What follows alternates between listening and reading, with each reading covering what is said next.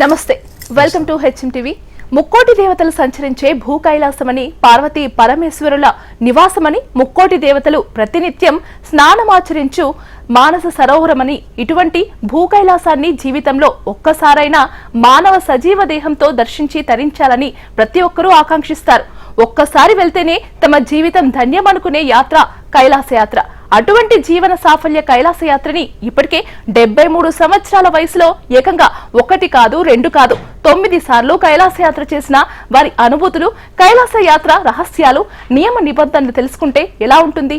రండి. 9 సార్లు కైలాస యాత్రను పూర్తి చేసిన అదృష్టవంతులు, ప్రముఖ ఆధ్యాత్మికవేత్త, వేద పండితులు బ్రహ్మశ్రీ నందిపట్ల సత్యనారాయణ శర్మ గారు ఇవాళ మనతో పాటు ఉన్నారు. వారిని అడిగి మరెన్నో విషయాలు తెలుసుకుందాము.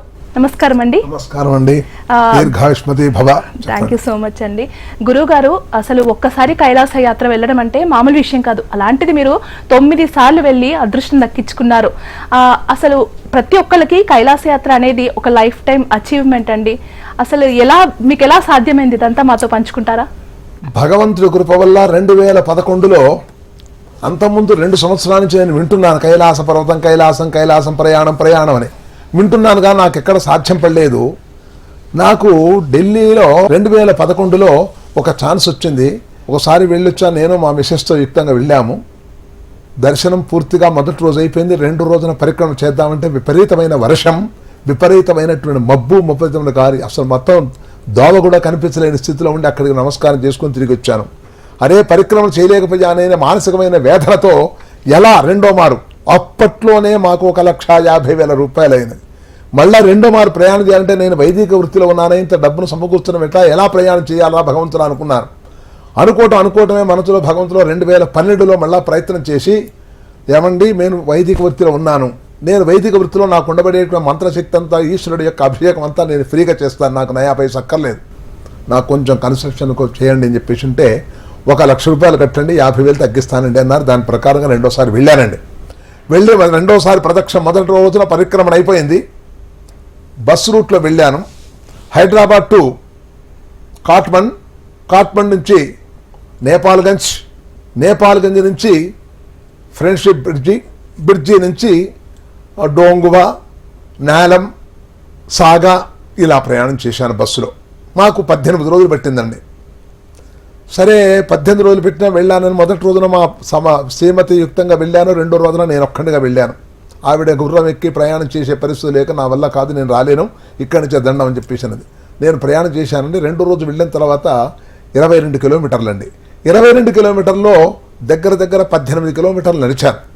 అప్పుడు బాగా మేఘావృతమై విపరీతమైనటువంటి వర్షం పడింది. ఆ వర్షం పట్టడం వలన ఉండబడేటువంటి అంతా కూడా గులకరాళ్లతో ఉండబడేటువంటి ప్రదేశం కనుక, ఆ వర్షానికంతా గులకరాళ్ళన్నీ కలితేనే నేను స్లిప్ అయ్యాను. స్లిప్ అయ్యి ఒక 6 అడుగులు దగ్గర డాలుకుని ముందు పడ్డాను. తర్వాత వెంటనే చూసేసరికి లోపల పెద్ద లోతుగా ఉంది లోయ.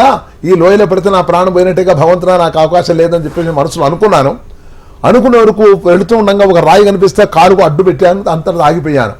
ఈ కింద చూస్తే నాకు మెత్తగా తెలిసింది. మెత్తగా కప్ప లేకపోతే పామా ఏమో అనుకుని భయపడి ఆ చేతిలో కాలుతో అలా పట్టుకొని చిన్నగా దీన్ని చూస్తే ఆ వర్షం పడిన నీళ్లకు ఒక చిన్న రాయిగా తెలియదు తల్లి శివలింగం దొరికిందండి నాకు.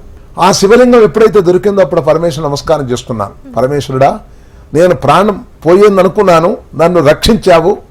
నేను నీకు వేదాత్మకంగా చెప్పినటువంటి 11 మార్లు రుద్రాభిషేకం, 11 రూపాలలో ఉంటాడు, ఉగ్రుడని, భీముడని, శివుడని, స్థాణువని, ఇలాంటి 11 రూపాలలో భగవంతుని అర్చన చేసి ఏకాదశి రుద్రవారాభిషేకం చేస్తుంటాం మహాన్యాసమును నమ్మక చమకాలతో.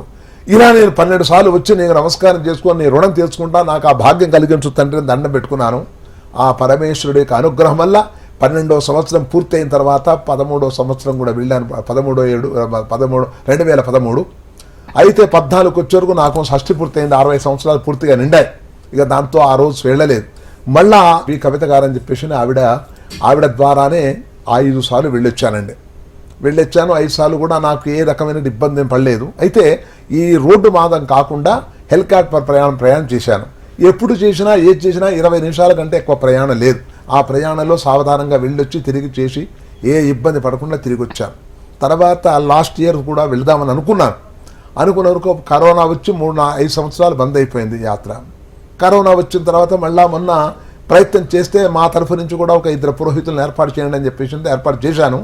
అయినా శర్మ గారు ఇక్కడ మనకు యాక్సెప్ట్ చేయటం లేదండి, మీ 70 వయసుకు కనుక ప్రయాణం లేదు, మీరు దయచేసి వేరే మనల్ని పంపించుకొని ఏర్పాటు చేయండి అన్నాడు.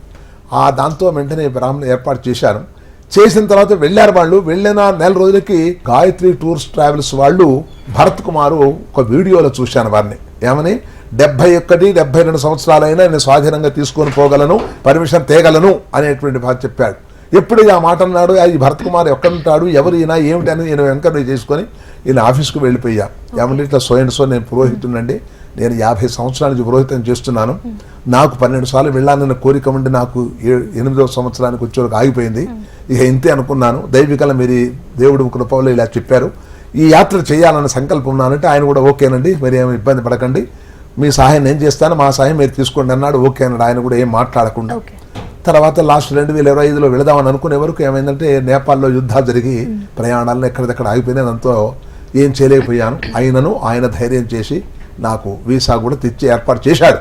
చేసిన తర్వాత వాళ్ళు అంటే ఓన్గా మీరు ప్రాణాపాయం జరిగినా కానీ మాకు సంబంధం లేదని ఒక నోటిఫికేషన్ ఇచ్చేస్తే కానీ రావడం లేదంటే మా మిస్సెస్ అంత ప్రాణాపాయ పరిస్థితికి పోవడం ఎందుకండి, ప్రాణం ఎందుకొద్దు, చూద్దాంలే అనుకున్నాను. అయిన తర్వాత మళ్ళీ ఆయన డిసెంబర్లో 14వ తారీఖు గురుగారు మనం యాత్రకు వెళుతున్నాం, మీరు రెడీగా అండి అన్నాడు. 3 రోజుల క్రితం నాకు 20వ తారీఖు చెప్పాడు, 12వ తారీఖు చెప్పాడు, 14వ తారీఖు రెడీగా అన్నాడు. అంటే రెడీ అని భయపడిపోయాడు. నాకు అప్పటికి 72 నిన్నే. అయితే నేను ఎట్టు వెళ్ళామంటే డైరెక్ట్గా హైదరాబాద్ టు లక్నో వెళ్ళాం. లక్నో నుంచి నేపాల్గంజ్ వచ్చి నేపాల్గంజ్ నుంచి నేపాల్గంజ్ ఆయన హెలికాప్టర్ మాట్లాడాను. 42 గంటలలో మానస సరోవరం దర్శనం చేసుకుని అభిషేకం చేసి నేను వచ్చాను. ఆ 42 గంటలలో ఏమిటి 14వ తారీఖు పొద్దునపడి ఇంటి దగ్గర నేను బయలుదేరితే లక్నోకి వచ్చేందుకు 9:30 10 అయిపోతే 11:30 12 1 గంట వరకు నేను అక్కడ చేరుకుంటే 2 గంటలకు నేను బ్రేక్ఫాస్ట్ చేసుకుని భోజనం చేసుకుని 3 గంటలకు నేను హెలికాప్టర్ మాట్లాడాడు. మొత్తం హెలికాప్టర్లో బయలుదేరి సిమికోడు చేరుకున్నాను సాయంకాలం 6:30కు. ఆ రోజు నైట్ స్టే చేశాను. పొద్దునట్టే మళ్ళీ 6 గంటలకే హెలికాప్టర్ ప్రయాణం అయింది డైరెక్ట్గా మానస సరోవరం. మానస సరోవరం ఎట్లా మనకి నిజంగా కూడా నేను కూడా ఊహించలేదు. విపరీతమైనటువంటి చలి, అంటే డిసెంబర్ అంటే ఎలా ఉంటుందండి, అసలు ఢిల్లీలోనే ఒక పూట మనం తప్పుకోలేము. అలాంటిది మొత్తంగా -7 -8 అట్లా రుచి విధంగా వచ్చేసిన తర్వాత అప్పటికి మా దుస్తులు పనికి రాలేదు, వేరే దుస్తులు వేశారు. ఏదో దుస్తులు వచ్చినా హెలికాప్టర్లో కూడా 4 కలిపి ఒక్కసారి ప్రయాణం చేసేటువంటి కెపాసిటీ ఉన్నది దానికి. 2 మాత్రమే అంటే 2 మా దగ్గర ఆపాడు. 20 నిమిషాల కాకూడదు మాకు దేవుడి దగ్గర వచ్చిన పని అయిపోయింది, వాళ్ళంతా చల్లైపోయింది. అప్పటికే మా వాళ్ళు కూడా అప్పటికే కూల్ అయిపోయి మొత్తం పూర్తిగా నోట్ల నుంచి మాట రాని పరిస్థితి అయిపోయింది. తీరా మళ్ళీ 2సారి ఇక్కడ వచ్చేందుకు 6 కిలోమీటర్ల దూరం ఉందనగా మేము మానసర కైలాసం అక్కడ కనిపిస్తుంది, అక్కడ కూర్చొని గురువు గారికి అభిషేకం చేయాలంటే అప్పుడు చక్కగా కూర్చొని పెట్టేసి మహాన్యాసం చెప్పలేదు, లఘున్యాసం చెప్పేసి నమ్మకం చమకంతో స్వామికి అభిషేకం చేసుకుని చక్కగా దర్శనం చేసుకుని తిరిగి వచ్చాను. కనుక అటువంటి యొక్క సంకల్పం నాకు నా ప్రాణాపాయ పరిస్థితి నన్ను రక్షించాడు అనేటువంటి ఆత్మ ధైర్యం చేత సాహసం చేసి నేను ప్రయాణం చేసి వచ్చానండి. అందువల్ల నేను ప్రయాణం చేశాను 9 సార్లు, లేకపోతే చేయబోదు. మీరు అన్నట్టు ఒక్క మారు చేస్తే జీవితం కొలవచ్చు, మనం చాలే అని అనుకుంటా, ఏముందండి అనుకుంటాం. అలాంటిది 9 సార్లు వెళ్ళొచ్చాను. భరత్ శర్మ గారి ద్వారానే 9వ సార్లు వచ్చానండి. ఇప్పటికి కూడా ఈ సంవత్సరం 2 సార్లు వెళ్ళాలని సంకల్పంలో ఉన్నాను. భరత్తో చెప్పాను, నేను ఎట్టి పరిస్థితిలో 2 సంవత్సరాలు వెళితే నాకు 19, 10, 11 అయిపోతుందయ్యా. ఎట్టి పరిస్థితులు అంటే జూన్ నాకు ఫిక్స్ అయిపోయింది. జూన్ 26వ తారీఖు ప్రయాణం అనుకున్నాం. దేవుడి కూడా వాళ్ళు ఆగస్టులో ఒకసారి వెళ్ళి, వీలైతే సెప్టెంబర్లో ఒకసారి వెళ్ళి వస్తారు. 3 సార్లు అయితే 12 సార్లు అయిపోతుంది. అది నా కోరిక అండి. సో గురువు గారు, అలాగే కైలాసం గురించి పురాణాల్లో ఏం చెప్పబడిందండి, దాని విశిష్టత గురించి? పురాణాలలో చతురో వేదానధీయేత సర్వశాస్త్రమయం విదుః ఇతిహాస పురాణేన మనశ్శివ సంకల్పమస్తు అనేకమైనటువంటి పురాణాలు రాశారండి. అందుట్లో మనకు శివపురాణంలో కైలాసం గురించి ప్రత్యేకించి, మరియు పంచపాండవులు స్వర్గారోహణ జరిగినప్పుడు కైలాసానికి వెళ్ళి బ్రహ్మలోకం నుంచి కైలాసం వెళ్ళి ఆ విధంగా ప్రయాణం చేశారు. మేఘ సందేశంలో కాళిదాసు కూడా ఆ రచనలో ఆషాఢస్య ప్రథమ దివసే మేఘమాశ్లిష్టసానం వప్రక్రీడా పరిణగత ప్రేక్షణీయం దదర్శ అనేటువంటి వాక్యాన్ని తెలుసుకుని ఆ విధంగా పెద్దలు, ఇవాళ కాదండి మనకు శివపురాణం ఇవాళ పుట్టలేదు కదండి, కలియుగానికి ఆరంభానికి ముందే ఇటువంటి యొక్క దేవతల 33 కోట్ల దేవతా స్వరూపమంతా కూడా కైలాసంలో ప్రత్యక్షమైనటువంటి 33 కోట్ల దేవతలను దర్శించుకుంటే ఏ ఫలం లభిస్తుందో అటువంటి ఫలం లభించేటువంటిదే కైలాసం. అందుకనే కైలాసానికి వేదాలు, పురాణాలు, శాస్త్రాలు, ధర్మాలు అనేకమైన చెప్పబడి ఉన్నాయి. దాన్ని మనం అనుసరించే ఇప్పుడు మానవులు మనం ప్రయాణం చేస్తున్నామమ్మా. మానసరోవర విశిష్టత గురించి తెలియచేరా గురుగారు? అసలు మానస సరోవరం అనేది ఎందుకని ఉద్భవించాల్సి వచ్చింది, దీనికి కారణం ఏమిటి అని చెప్పేసి ఒక మన క్వశ్చన్ వేసుకుంటే, పూర్వకాలంలో మానస సరోవరం బ్రహ్మదేవుడి యొక్క పుత్రులు 12 మంది, సనక సందన సదాతులు వీళ్ళు. ఈ 12 మంది 12 సంవత్సరాలు అఘోరమైనటువంటి తపస్సు చేస్తున్నారు. ఈ తపస్సు చేస్తే పార్వతీ పరమేశ్వరులు ప్రత్యక్షమైనారు. పార్వతీ పరమేశ్వరులు ప్రత్యక్షమైతే వారికి అర్చన, ఆరోగ్యంపు, స్నానం ఇటువంటి నిత్య విధులు ఏవైతే ఉన్నాయో చేద్దామంటే వాటర్ లేదు, నీళ్లు లేదు, దుర్భిక్షం ఏర్పడిపోయింది మొత్తం అంతా. ఎలారా భగవంతుడు అని కూడా అనుకున్నారు. అప్పుడు ఆ పరమేశ్వరుని ఉండగా బ్రహ్మదేవుని మొదలుపెట్టుకున్నారు. నాయన ఈ విధంగా ఉంది, దేవతలందరూ వచ్చి ఉన్నారు, వాళ్ళందరూ అతిథి సంస్కారం చేయాలి, మా దగ్గర నీళ్లు లేవు, చాలా నందాకిని నది దగ్గరికి పోతే కానీ నిత్యకృత్యాలు జరిగేటువంటి అవకాశాలు లేవు, అంత దూరం తీసుకొని వచ్చే పరిస్థితి మాకన్నా ప్రసవించాలని చెప్పి ఆ బ్రహ్మదేవుడు మనస్సు నుంచి ఆయన అనుగ్రహం వల్ల మానస సరోవరాన్ని సృష్టించాడు. ఎలా సృష్టించాడు? ఒక బంగారు లింగ రూపంలో మధ్యలో మానసను సృష్టించారు. తద్వారా పుష్కళమైనటువంటి వాటర్ ప్రవేశించింది. దేవతలందరూ సంతసించారు.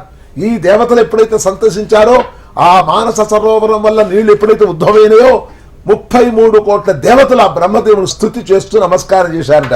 ఏమని నమస్కారం చేశారంటే, కైలాసకమనేయ రత్నఖచితే కల్పద్రుమమూలే స్థితం కర్పూరస్ఫటికేందు సుందరతను కాత్యాజనీ సేవితిం గంగా తుంగ తరంగ రంజిత జటాభారం కృపాసాగరం కంఠాలంకృత శేష భూషణం మజం మృత్యుంజయం భావయేతు అనేటువంటి భావన చేయటంలో, ఓ మృత్యుదేవత, చంద్రమూళేశ్వర, వ్యాఘ్ర చర్మాంబరధరం కమండల్ వక్షసూత్రధరం అభయవరకరం శూలహస్తం జ్వలంతం కపిల జటాజూటినం శిఖాముద్యోతధారిణం వృషస్కంధ సమారూఢ ఉమాదేహార్ధధారిణం అమృతే నామృతం హృష్టం దివ్యభోగ సమన్వితం అనేటువంటి ధ్యానంతో 33 కోట్ల దేవతల ఒక్కసారి చలించినట్లయిపోయి ఆ శాశ్వతమైనటువంటి దాంట్లో ఆ మానస సరోవరంలో 22,000 అడుగుల ఎత్తులో మానస శిఖరం కింద దగ్గర 88 ఎకరాలు పైచిలుకు ఉండబడేటువంటి మానస సరోవరం దగ్గర మనకు 100 మీటర్లు లోతుగా ఉండబడేటువంటి ఆ సరోవరం పరిశుద్ధమైన జలమండి. ఇప్పటికో చిన్న వస్తువు వస్తే కనిపిస్తుంటుంది. శరీరంలో ఒక్కసారి స్నానం చేస్తే జన్మ పాపాలు, మృత్తికే హనమే పాపే జన్మయా దుష్కృతం కృతం మృత్తికే బ్రహ్మదత్తాసికాశ్చపేనాభిముత్రిక. ఆ మృత్తిక స్నానాలు చేస్తామని ఏదన్నా షష్ఠి పూర్తి, సప్తది అటువంటి పుణ్యకార్యాలు చేసినప్పుడు మృత్తికా స్నానాలు చేయమని అంటారు. ఆ మలినమంతా పోయి శుద్ధ కావడానికి. అలాగే ఒక్కమారు ఆ మానస సరోవరంలో స్నానం చేసినట్టయితే పరిశుద్ధమైనటువంటి ఆత్మశుద్ధి, దేహశుద్ధి, శరీరంలో ఏ మలినమైనవనే కూడా ఆ నిర్మాల్యంగా తుడిచేసేసి శక్తిని, జ్ఞానాన్ని, భక్తిని ప్రసాదించేటువంటి యొక్క మానసరు. అందుకనే మానస సరోవరం అయితే ఇప్పటికి కూడానండి 2011లో తెచ్చినటువంటి 10 లీటర్లు ఒక్క చెక్కు చెదరకుండా శుభ్రంగా రోజు దేవతార్చన వాడుకుంటున్నాను నేను. అంత పవిత్రమైనటువంటిది. ఏ గంగ అయినా 3 నెలలు 4 గంగలు వాసి వస్తుంటుంది. ఇది అట్లా కాదండి, ఎన్ని సంవత్సరాల్లో చెక్కు చెదరకుండా ఉన్నది. అలాంటి పవిత్రమైనటువంటి గంగ బ్రహ్మదేవుడి మనస్సంకల్పంతో కలిగింది కాబట్టి మానస సరోవర సంకల్పం అని చెప్పి దీనికి ఇంత ప్రాధాన్యత, ఇంత దేవతల యొక్క అనుగ్రహం కలిగి ఉన్నదండి ఇప్పటికి కూడా. అందుకనే ఆ దేవతల అనుగ్రహం వల్లనే మనకు దర్శన భాగ్యం జరుగుతుంది. మాకు కూడా ప్రతి సంవత్సరం జరుగుతుందని చెప్పలేం. యోగ్యం ఉండాలి, బుద్ధి ఉండాలి, భగవంతుల అనుగ్రహం ఉండాలి. నేను ఎన్నిసార్లు పెడితే నాకు 2011లో మాత్రమే నక్షత్ర రూపంలో దేవతలలా వచ్చి అలా స్నానం చేసి మాయమైపోయారు. అయితే నిజంగానే జరుగుతుంది నిక్కచ్చిగా జరుగుతుంది. అయితే అన్నమ్మా, అంటే ఇప్పుడు మీరు అన్నారు 9 సార్లు వెళ్తే మీరు ఒక్కసారి మాత్రమే నక్షత్ర దర్శనం చేసి మీరు వెళ్ళే టైం బట్టి ఉంటుందా? అలా టైం బట్టి ఎప్పుడైనా టైంలో అంటే బ్రాహ్మీ ముహూర్తం అండి. బ్రహ్మదేవుడి ప్రతి సృష్టికి జీవనం కలిగించే మానవుడికి గాని, పశువులకు గాని, జంతువులకు గాని 64 కోట్ల జీవరాశులకు బ్రహ్మదేవుడి యొక్క సృష్టించే బ్రహ్మీ ముహూర్తం. అలాంటి బ్రహ్మీ ముహూర్తంలో ఈ దేవతలు వస్తారు. అప్పుడు మనం 2:30-3 ఆ ప్రాంతంలో ఆ బ్రహ్మదేవుడు వచ్చేటువంటి దాన్ని కాచుకొని కూర్చుకొని చేస్తుంటే అప్పుడు మనకు దర్శనం అవుతుంది. అయితే అందరికీ అవుతుందా? కాదు, వాళ్ళకి పుణ్యపూర్వకమైన సుకృతం ఉండాలి. ఆ భగవంతుని అనుగ్రహం వల్ల అవుతుంది, లేకపోతే కాదమ్మా. అది అలాగే గురుగారు, మీరు కైలాస యాత్ర చేసే వాళ్ళకి ఒక విశేష సంకల్ప యాత్ర గురించి రాశారు అని విన్నాను. అది మా కోసం ఒక్కసారి వినిపిస్తారా? ఎందుకంటే అమ్మా, మనది మామూలు దేహస్థితి. అవునండి. మనకు కాలకృత్యాలు, అన్నం తింటున్నాం, విసర్జన కావాలి, మనుషులు దేవతున్నాం, విసర్జన కావాలి. ఆ శరీరం ఆ తినే పదార్థాలు అవన్నీ తీసుకుంటేనే మన బాడీ మనం రక్షించుకోగలుగుతాం. ఒక్క మారు 10 గంటలు భోజనం చేయాల్సింది 1 గంట వరకు భోజనం చేయలేదనుకోండి, ఏమైపోతే నీరసం వచ్చేసి మొత్తం గంటలో పడిపోతాం. మరి 3 రోజులు మనం పరిక్రమణ చేయాలి. 3 రోజులు పరిక్రమణ చేయాలంటే ఎలా? మరి కాలకృత్యాలు ఉంటాయి కదా, అప్పుడు ఆ కాలకృత్యాలు ఉంటే మనం చేస్తున్నటువంటి దానికి ఆ దోషం పోవటానికి ఏం చేస్తే బాగుంటుందని కూడా మనం ఆలోచించి నేను సంకల్పం చెప్పాను. ఏమని చెప్పాను? పూర్వ సంకల్పానుసారేణ సర్వేషాం భక్తజనానాం ఆగతానాం ఆగమిష్యమానానాం పార్వతీ పరమేశ్వర సన్నిధౌ త్రయానిక దీక్షా పురస్కర పరిక్రమణమహం కరిష్యే అని సంకల్పం చెప్పాం. ఈ సంకల్పంలో ఇంకా మనకేం చేశాము? ఈ సంకల్పంతో మనం అనుకున్నబడేటువంటి నిత్యకాల కృత్యాలు ఏదైతే ఉన్నాయో వాటిని సవరించుకోవటానికి మాత్రమే ఒక మార్గం చెప్పిన్నాను. ఏమని చెప్పానంటే, సృష్టి స్థితి లయకారకమైనటువంటి కైలాసపీఠ మహాత్రిపుర సుందరి సమేత శివ పరశివ లింగ త్రయానిక దీక్షా పురస్కార పరిక్రమణ పర్వత సమీపే మలమూత్ర విసర్జన దోష పరిహారార్థం. First point. సెకండ్ పాయింట్ ఏంటంటే, భారతీయులు కానీ విదేశీయులు కానీ ఎందరైనా సరే అందరూ అన్యోన్యమైనటువంటి సహాయ సహకార సంపత్తుతో ప్రయత్నపూర్వకంగా సౌమనస్య సిద్ధ్యర్థం గమనకాలే సర్వభక్తజనానాం శరీరే దేహస్థిత సర్వ అంగవయేషు ఆరోగ్యతా సిద్ధ్యర్థం పాదుకానాం వజ్ర పాదుకావివ. హనుమంతునికి వజ్ర పాదుకాలు ఉన్నాయి కాబట్టి లంకను 3 నిమిషాలు తిరిగి రాగలిగాడు. అటువంటి శక్తి కావాలి మనకు కూడా. కొంత దూరం కాగానే ఆ రాళ్ళు రప్పలు ఎత్తు నడవలేక ఆయాసపడుతూ బాధపడుతూ ఇట్లా ఉండేవాడి కన్నా వజ్రాలతో కూడుకున్న పాదుకలైతే ఆ శక్తి వీడికి రావాలని, దృఢ సిద్ధ్యర్థం దృఢంగా ఉండాలని. శరీరే భీమవతు, భీముడు అందరికంటే ఎంత పరాక్రమంతుడు కనుక అలాంటి పరాక్రమం వీడిలో ప్రవేశించి అటువంటి శక్తి వల్ల 3 రోజులు త్రయానిక దీక్షతో పరిక్రమణ సాగించాలని మనసా కోరుకుంటూ ఉండాలని నాకు తోచిన విధానంతో ఈ సంకల్పం చేస్తున్నాను. చాలా చక్కని సంకల్పం గురుగారు. తప్పకుండా కైలాస యాత్ర ఎవరైతే చేస్తారో ఇలాంటి ఇబ్బంది జరగకుండా దీన్ని సంకల్పిస్తే తప్పకుండా మంచి జరుగుతుందండి. మేము ఇప్పటికి కూడా యాత్రకు పోయినప్పుడల్లా యమద్వారం ఉంది అక్కడ.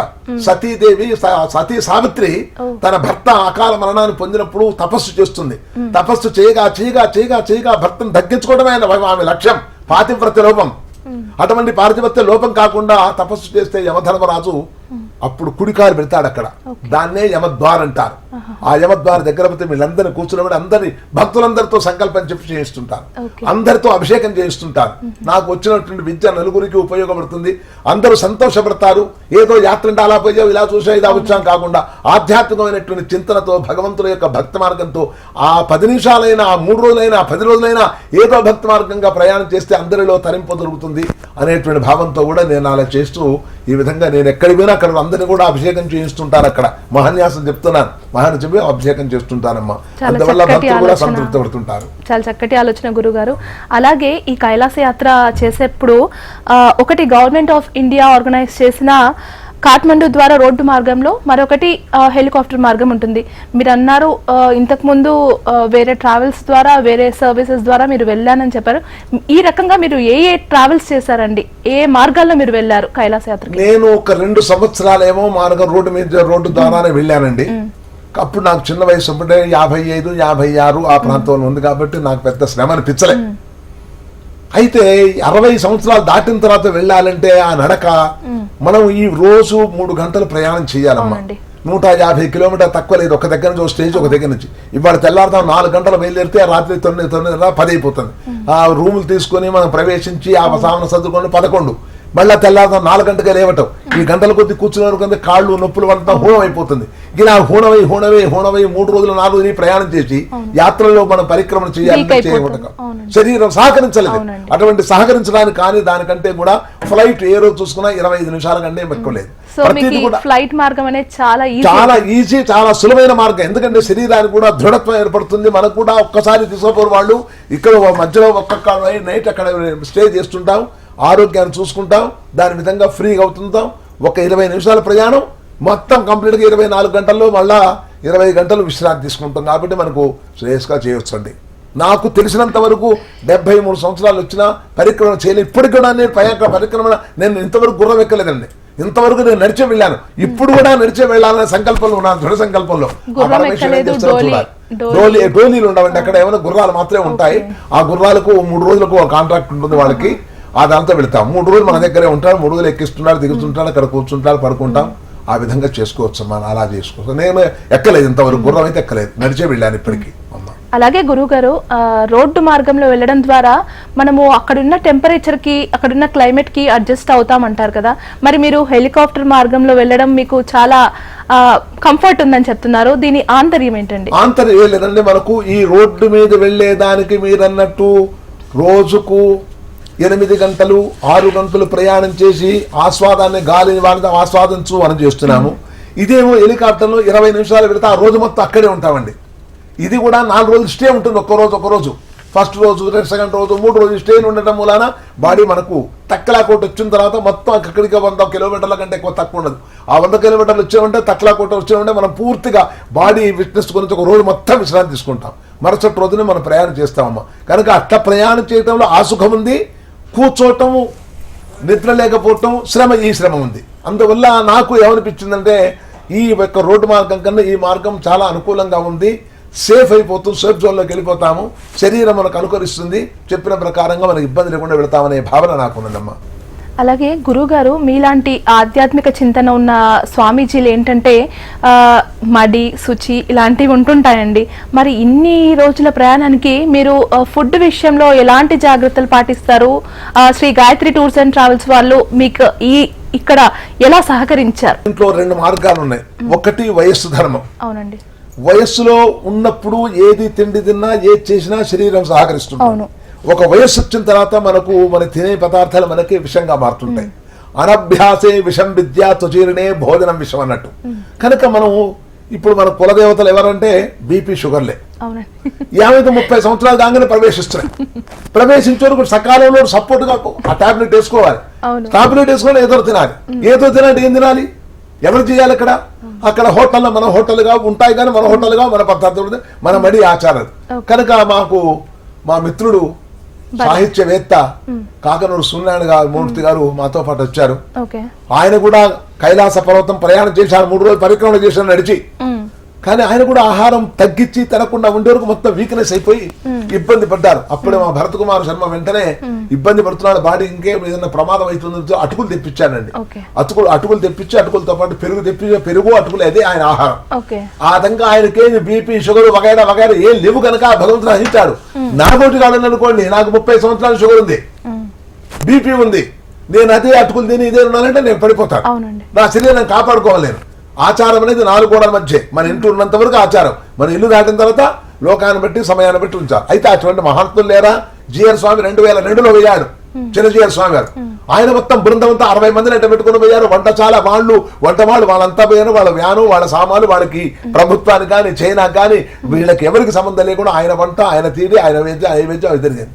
ఆయన కూడా చెప్పులు వేసుకోవాలి మొదట్లో, మొత్తం ఏం వేసుకోవాలి. అప్పటికి ఆయన కొంత దూరం వరకు చెప్పులు వేసుకోవాల్సి వచ్చింది. శరీరం బాడీ తట్టుకోలేదు కనుక తప్పదు. అది మన శరీరాన్ని కాపాడుకోవాలని తప్పదు. శరీరానికి రక్షణ కావాల్సినటువంటి కవచాలు, రక్షణ కావాల్సిన ఆహారం తీసుకోవాలి. ఉన్న దాంట్లో ఇప్పటికీ మా భరత్ సాధ్యమైనంత వరకు అటువంటి వాళ్ళు ఏమైనా సాహిత్యవేత్తలు ఈ సంవత్సరంలో 2-3 సాహిత్యవేత్తలు కూడా ఒక్కొక్క టూర్లో పెట్టదలుచుకున్నాము. ఆ పెట్టదలుచుకుని వాళ్ళ తగ్గట్టుగా వంట మనిషిని కూడా ఇక్కడ తీసుకుపోయి ఆ పదార్థాలు, వాళ్ళ పచ్చి పదార్థాలు తీసుకుని ఎక్కడో వంట చేసి పెట్టించాలని కుతూహలంతో ఉన్నాడు. అటువంటిదైతే ఆచారం కూడా జరుగుతుందండి. ఇక ఒక్కళ్ళు అట్లాంటి సభ్యం కానప్పుడు అప్పుడు ఏంటంటే పావుసేర అన్నం ఉడకాలంటే అరగంట 45 నిమిషాలు పడుతుంది. మన దగ్గర 5 నిమిషాలు ఉడుకుతుంది. అక్కడ చలి వాతావరణం, బియ్యం కూడా ఇంతలా ఉంటాయి, ఉడకవు తొందరగా.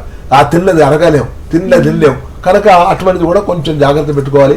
ఇంటి దగ్గర దానికి సంబంధించిన గోధుమ పిష్టము, దానికి సంబంధించిన అటుకులు, దానికి సంబంధించిన పదార్థం మనం తీసుకోవాలి. కొంత అవసరం ఉంటే అది వాడుకోవాలి. లేకపోతే పళ్ళు, లేకపోతే ఇంకేమైనా మజ్జిగ రసము అదో తీసుకుంటే దేహాన్ని కాపాడుకోవచ్చు. అలాంటి అవకాశాలు. అలాగే ఇప్పుడు మీరు అన్నారు కదండి, మా సన్నిహితుడు శ్రీ కాకనూరి ఆయన కేవలం అటుకులు వీటితోనే ఎలా ఉండగలిగారు? అసలు చాలా ప్రమాదం కదండి. ప్రమాదము. అందుకంటే అందుకనేనండి ఆయనకి ఏమిటి వ్యాధులు లేవు, సంపూర్ణ ఆరోగ్యవంతున్నాడు, బీపీ లేదు, షుగర్ లేదు. హాయిగా ఆత్మరక్షణ ఎప్పుడైతే ఆకలి అనిపించిందో హాయిగా ఒక అటుకులు అంత పెరుగు తీసుకోవడం, తాగటం, ఉపశమనం చెందడం, పడుకోవటం, కాస్త కాఫీ కానీ కూల్ డ్రింక్ కానీ అటువంటివి తీసుకున్నాడు. ఇప్పుడు కూల్ డ్రింక్ ఉంది అనుకోండి, నేను మసాలా నేను తీసుకుంటాను అనుకోండి, ఆ పని ఏమవుతుంది, తాగినప్పుడు బాగానే ఉంటుంది మధురంగా, తర్వాత ఈడ్చుకొట్టేస్తుంది మనసు. కనుక ఆయనకు ఆ భగవంతుడు ఆయన శక్తి ఇచ్చాడు. ఆ శక్తి ఇచ్చారు కాబట్టి, ఆయనకు సహకరించారు కాబట్టి ఆ అటుకులతో ఆయన ప్రయాణం చేయగలిగాడు. అది గొప్ప విశేషం. ఆయన జన్మ పూర్వజన్మ సుకృతం అది. కనుక దేహ ధర్మాలు కొన్ని ఉన్నాయి కాబట్టి దేహాన్ని బట్టి అనుసరించాలండి. వారికి అవకాశం ఉంది, వెళ్ళొచ్చారు అట్లనమాట. అయితే గురువుగారు, కైలాస యాత్ర చేయాలి అనుకునే వాళ్ళు ఉంటారు కదండి, అలాంటి వాళ్ళకి మీరు ఎలాంటి సందేశం ఇవ్వాలి అనుకుంటున్నారు?